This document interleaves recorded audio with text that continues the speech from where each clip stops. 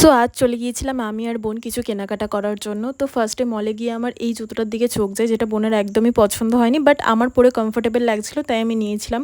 আর বোনের পছন্দ অনুযায়ী এই জুতোটা আমি নিই, বাট এটা আমার কালারটা একদমই পছন্দ হয়নি। তো যাই হোক, তারপরে গ্রসারির কিছু নেওয়ার ছিল তাই সেগুলো নিয়ে বিল টিল করে দেন আমরা তাড়াতাড়ি বেরিয়ে যাই, কারণ আজ ছিল 16 জুন আর আমরা ভেবেছিলাম বাবাকে একটা ছোট সারপ্রাইজ দেবো। তো বাবার জন্য কেক নিয়ে নিয়েছিলাম, একটা ছোট্ট একটা গিফট নিয়ে নিয়েছিলাম। তারপর বাড়িতে এসে সবাই মিলে একসাথে কেক কাটি।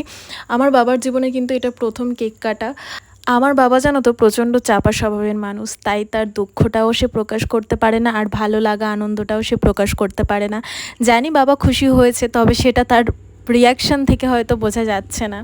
তো যাই হোক, বাবাকেই ছোট্ট একটা গিফট দিয়েছিলাম। আর বাবাকে জানো তো এইসব ছোটো ছোটো জিনিস দেওয়ার পর বাবা সেই জিনিসগুলো নিয়ে অনেক বেশি খুশি হয়। দেখো কেমন পড়ে আয়নার সামনে বারবার নিজেকে ঘুরে ঘুরে দেখছে। তো যাই হোক, এই ছিল একটা ছোটো ব্লগ। ভালো লাগলে একটা